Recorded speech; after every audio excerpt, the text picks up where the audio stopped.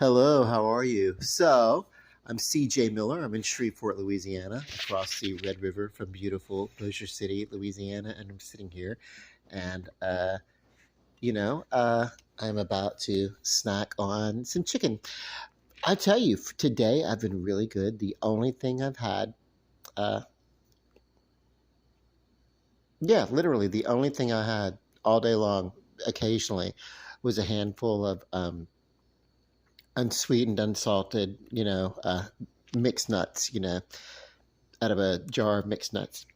So, and I didn't overdo it. That was great. And so, because I knew I wanted to fry some chicken today, and I get a lot of fried chicken from the chicken wings that I do, but occasionally I just like the activity of actually frying my own chicken. Now, this was in a shallow fry uh, skillet, whatever. There's a video that I showed myself doing some of it. So, and then what I want to do is I want to, uh, basically, I want to taste the chicken. But before I do, I want to talk about my favorite television show character.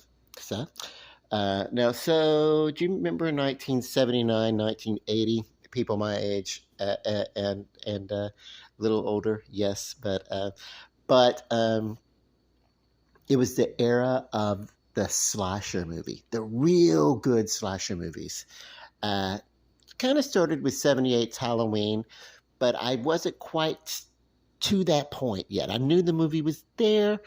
When I first became aware of it was when it did that very first Halloween uh, on TV, where they aired it on TV, and they did a re-edited version that added some things because they had to like cut some of the things out of the movie, and so they needed to stretch it to fit the time. So they refilmed a couple of things, and it was okay that they could do that because they were also at the same time they were filming Halloween 2, so it was kind of like a big thing, and it was a real big deal. Uh, but that Halloween 2 that was coming out at the same time as Friday the 13th Part 2. But Friday the 13th, the first one, we meet Pamela Voorhees as played by Betsy Palmer.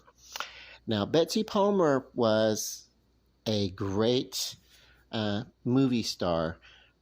She played in the movie Queen Bee with Joan Crawford. She held her own against Joan Crawford in that movie.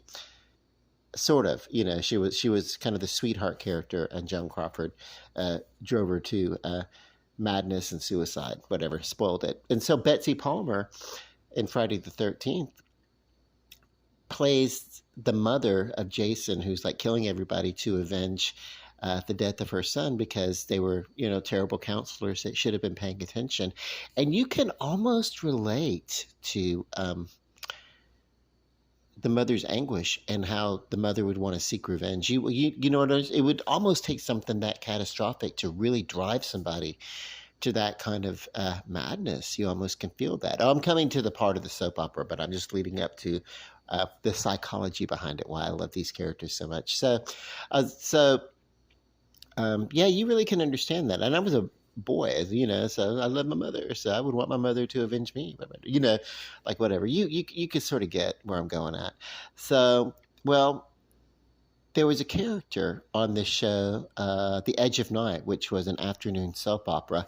Now, the girls would watch it for the love, and the boys would watch it for the action sequences and the crime solving. It was originally going to be a Perry Mason TV show, and then something fell through. They didn't pick up the Perry Mason at the time, so they initiated Edge of Night, and then later on Perry Mason became like a nighttime show anyway. But this was started out like it's kind of followed that template of crime of passion, investigating, and all that kind of good stuff or whatever. So, but there was a character and around the same time that Friday the 13th came out. Now, Betsy Palmer kind of set the template, and this character, Winter, she'd been on the show for a while, and due to some sort of love thing, I don't know what the deal was, but she ended up murdering one or two people, and she felt like somebody had discovered the full on secret, but she was just, snapped, crazy, like right into the end. The weather girl of the news station or whatever is kind of going over what she's going to do for the next whatever. Uh, I don't know for some reason, but Winter happens to be there and chases her around the studio with the pair of really gigantic scissors, and ends up falling to her near death. And as she leaves, and she never comes back. So I don't know if she died or if she just went and got institutionalized or whatever. But she played that character with as much of a relatable, sympathetic uh, turn as did Betsy Palmer in Friday the 13th. And I haven't seen anything like that until the character of Sheila Carter as portrayed by Kimberlin Brown, first on The Young and the Restless and then on The Bold and the Beautiful. And I loved that character because it was such a rich portrayal. Because one thing, she was playing initially opposite the character of Lauren Finmore, who was played by Tracy Bregman, who was a sympathetic killer in the movie that came out around that slasher era in the early 80s. I want to say 1981. It was called Happy Birthday to Me. And Melissa Sue Anderson played the lead. And yeah, so it was great. It was, this was, so I had a respect for that character of Lauren Finmore because she was played by an actress that I loved in these 80s slasher movies. And then she's a femme fatale. I mean, she'd been buried before. She'd been whatever, soap opera. Somebody's always trying to kill somebody or something. But Sheila Carter was evil. But for the sake of wanting love, she didn't see herself as evil or twisted or anything like that. But it's kind of like, you almost kind of get a sense of her being a mean girl in school or whatever, like turning into that because she had to like really toughen up or whatever. Anyway, we never really kind of got the full truth about her backstory. We just know that her and her mother never really liked each other. Like it really, like there was always something. But anyway, on The Young and the Restless, she made martinis and kind of spiked them and made them real heavy. And no one ever kind of realized that she really drugged those martinis so that she could sleep with Lauren's husband, who they were estranged. They probably would have broke up anyway at one point. But then Sheila ended up getting pregnant with Scott's baby. And then Scott later married her. And then as they were married, Sheila had a miscarriage, and so she realized that Lauren was pregnant around the same time, but Lauren was pregnant with Scott's baby anyway. So the mother of all baby switch stories took place, and everybody was like, "So Sheila's so villainous," but Lauren, that character, Lauren Finmore, never told Scott about their baby. She told him that she was pregnant with another man's baby, possibly another character or another man, but it was, so she kept him away, the father of the baby, from his own son. Yet she's mad that Sheila kept her away from her own. It was so weird. Double standards and all that kind of good stuff. Anyway, uh,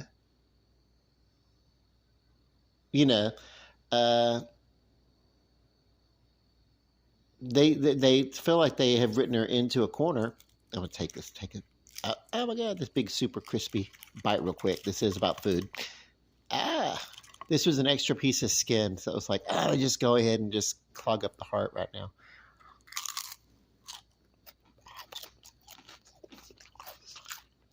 Damn, chicken crackling is delicious. Okay.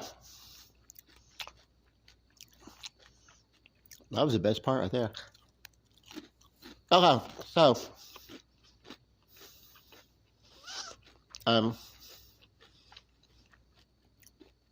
hold up.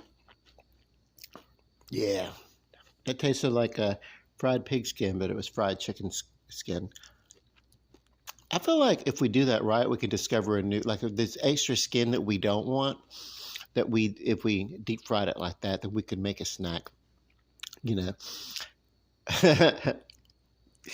Damn, I'm Southern. Okay, so anyway, back to the story. Uh, they say that they wrote Sheila into a corner. I don't feel that they did, because all she would have had to have done is say, "Yeah, I kept Lauren with me," but whatever. But also, Lauren was was treacherous and lied to her. You know what I mean? It would have been like, anyway, whatever. But anyway, uh, presumed dead in a fire, Sheila went to The Young and the Restless and the sister soap, The Bold and the Beautiful, and from there began to terrorize the Forrester family. She married Eric Forrester for a few years, and then when that marriage was over, basically, Lauren, who was a friend of the Forresters and realized who Sheila was, uh, decided to expose Sheila. And I'm just, I haven't even gotten into the meat yet. I'm just loving the flavor. I'm gonna tell you, it's a winning chicken. Anyway, so Sheila kept recurring, you know, many times on The Bold and the Beautiful, sometimes on The Young and the Restless, and just when you think that she's dead, she comes back. Well, this latest round, you know, she died today on the show. She was stabbed in the heart when she tried to attack the character of Steffi Forrester. Uh, and it was gruesome to watch. If you watch the scene, it's gruesome. I wouldn't recommend watching it over a meal. You know, it's like, oh my god, this is like blood and guts kind of. This is like basically, it was like those early slasher movies. It was a more realistic death than that. You know. Oh, if indeed she's dead, yeah, maybe she's just down and out. We don't know. With the speculation is right now that she's dead. There's going to be a lot of blah blah blah. It's possible. If you're a fan of the show, and Kimberlyn Brown really plays this character with a lot of empathy, always has, and that's why she's been a fan favorite. So yes, she's done a lot of bad things, but is she really evil, or does she just? Because you can sort of see, like, there was a time when she came back, and she was posing no real threat to anybody. Eric had left his current wife because it's, you know, she'd had like a fling with his son. You know, these soap operas, everybody's always sleeping with somebody's son or daughter or something.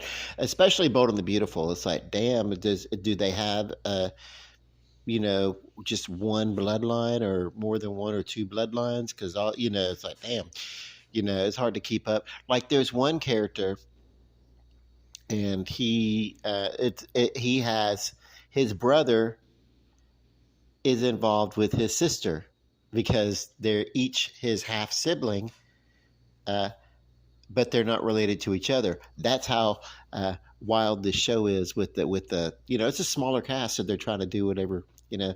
But in the meantime, you know, the streams keep getting crossed, right? So um, just a few days this week that she'd been off the canvas for a while, and we knew there was going to be some trauma or drama regarding the relationship between you know, Sheila and the guy that she's with right now, Deacon, who was also the father of the sister who's married to her brother's brother, because they're not actually related. It's weird. So anyway, you would think that's a very complicated bloodline, but I got bloodlines in my family that are more complicated. But anyway, it's as if rich people had come from Louisiana. Okay, so the character of Sheila, she would show up at work, she'd talk to her guy, Deacon, and he'd say, "You've been slipping away, where have you been?" And she'd say, "I'm just dealing with someone from my past. I've been dealing with someone from my past. It's nothing for you to be concerned about." And she said that a couple of times. And then she gets attacked where she's living, and she kind of gets a you know, kind of a rough couple of days, and that kind of gets too much for her. So she decides, you know what, I'm had enough. I'm really you're dealing with the old Sheila. I'm gonna go uh, kill this chick Stephanie, who's Steffi, not Stephanie. Stephanie was the grandmother. She shot her too, but Steffi is the one that she's accidentally or unbeknownst she married the son, the adopted with the son that Sheila gave up for adoption years ago, and so Sheila came back into his life wanting to start a relationship, but Steffi won't allow it, and so she can't have a relationship with because she is a kind of a dangerous person, but Steffi's shot people, accidentally and whatever, except she's shot Sheila on purpose, and she literally just, it was always in some sort of self-defense or what she thought was a self-defense. Well, Sheila, when she goes out on the attack of people, she feels like it's in self-defense. So I mean, there's a lot of hypocrisy with the writing. The difference is Sheila does have a mean-spirited streak, so it's uh whatever, but Sheila was stabbed in the heart pretty deeply with a knife and laid on the floor and just died, basically, it looks like. Or did she? Because Sheila has come back several times. And then there's this. If you spend like a week setting up, hey, I've been dealing with someone from my past, is it really Sheila that died? Is it really Sheila that died? And the reason why is that Sheila has a doppelganger. She has a doppelganger named Sugar. Sugar was a warden that helped Sheila escape. And then um, Sheila convinced her to go up for a touch-up, but she actually gave her plastic surgery and doped her up and swapped her so that Sugar, the ex-warden, was actually taken Sheila's place in a prison. And it seems as if maybe Sugar was shot and killed. We do know that all sorts of stuff. There's been some mysteries about this where Sheila has been presumed dead before, and at some time, like at one point, Lauren Finmore on The Young and the Restless shot her. She was looking like Phyllis Summers then. She was a doppelganger of Phyllis Summer then, and Phyllis Summers, I should say, who's actually kind of going through her own bad girl phase right now on The Young and the Restless. Anyway, but Lauren shot her dead. And they just, yeah, it's Sheila. But of course it wasn't. So we don't know. Sheila might be dead. She might not be. Because they've gone through the talk of Sheila talking with someone from the past, I feel like maybe Sheila's not dead. As Sheila even referenced her other children. I feel like maybe she's not dead, but if she is dead, lo and behold, Sheila's got a badass daughter named Daisy, and one kind of half bad, half good, son named Ryder from The Young and the Restless, that she was estranged from, and then Mary, and then maybe Diane. We don't know. They never quite declared if Diane was in whatever. Yeah, at this point, you don't know because Diane could have been Baby Daisy. I don't know, with a different name. We don't know. But what we do know is that Sheila is supposedly dead, but I don't think she's dead. I think she's going to come back. It could be a doppelganger if she's not dead. Because by the way, if fans of the show, do you remember she walked around like most of last year in a face mask and a wig and just whatever. So yeah, they'll know if it's her or not from that toe. Does she have 10 toes or does she have 9 toes? I don't know. How deep does this go? Anyway, yeah. So someone from her past that she's been dealing with before she just got stabbed to death. So And I would say maybe it could be one of her children, but I don't know it would.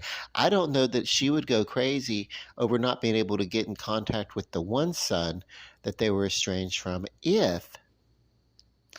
um, if she had contact with the other children. So who would she be in contact with if not the other children? Maybe Sugar, the warden. Maybe she wasn't dead after all. Who knows, you know? We shall see. There's more to this. I don't think Sheila's dead. I haven't seen her being her contract up or anything like that, so I don't know. Anyway, let's talk about this chicken. It's cool now. It's very delicious. Let me bite into it. And it's crunchy too, baby, and delicious. Just the right amount of spice. Whenever I skillet fry chicken, it does get uh, a richer, deeper color than, say, if I like put it in a large pot of like perfectly crystal fresh oil. Uh, it'll be lighter there, but with dark meat chicken, you know, it would put it gets a little toasty sitting on the bottom of that skillet, but that's okay. That's home cooking for you, baby. And damn, is that not delicious? Okay, I love you guys, I really do, and love and light, peace, and chicken grease. Good night.